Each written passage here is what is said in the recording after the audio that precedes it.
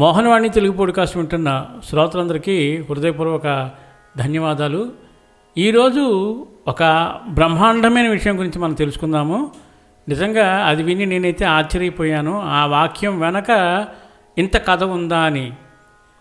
జీర్ణం వాతాపి జీర్ణం అనే మాట భారతీయ ఆధ్యాత్మిక సంస్కృతిలో మంచి ప్రసిద్ధి పొందింది. దీనికి ఒక పురాణ నేపథ్యం ఉంది. వాతాపి జీర్ణ కథ. పురాతన కాలంలో వాతాపి మరియు ఎల్వళ అనే ఇద్దరు రాక్షసులు ఉండేవారు. ఎల్వళ ఋషుల రూపంలో బ్రాహ్మణులను ఆహ్వానించి భోజనం పెట్టేవాడు. వాతాపిని మాంత్రిక విద్యతో ఆడపప్పుగా అంటే మటన్లా మార్చి భోజనంలో పెట్టేవాడు.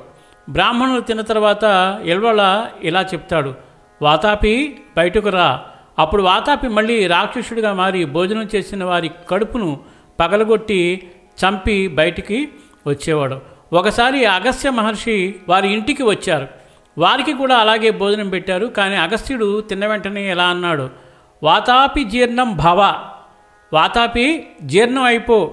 అప్పుడు వాతాపి జీర్ణం అయిపోయి మరణించాడు. ఎల్వళ ప్రయత్నించగా వాతాపి బయటకు రాలేకపోయాడు. ఇలా అగస్త్యుడు అతడిని జీర్ణం చేసి దుష్టులను నాశనం చేశారు. అంటే ఏమిటి ఈ మాట యొక్క భావం? ఈ సంఘటన తర్వాత శక్తి విజయము, శత్రు నాశనము సంకేతంగా వాతాపి జీర్ణం అనే మాట వాడుకలోకి వచ్చింది. భావం ఏంటంటే శక్తి జ్ఞానంతో సమస్యలను జీర్ణం చేయడం, చెడు శక్తులను నాశనం చేయడం, దుష్టులపై ధర్మ విజయం. అందుకే కష్టాలను అధిగమించినప్పుడు లేదా దుర్గుణాలను జయించినప్పుడు ప్రజలు ఇలా అంటారు, వాతాపి జీర్ణం అయ్యింది, అంటే సమస్య అంతమైంది, శత్రువు జయించబడ్డాడు. దీనికి సంబంధించిన ఆధ్యాత్మిక సంకేతాలు చూద్దాం ఒకసారి.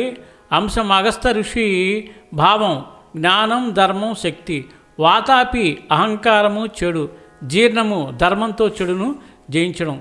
వాతాపి జీర్ణం అనేది చెడును జ్ఞానము, శక్తితో నశింపజేసే సంకేత వాక్యము. ధర్మం, జ్ఞానం ఎప్పుడు చెడును జయిస్తాయి అన్న సత్యం.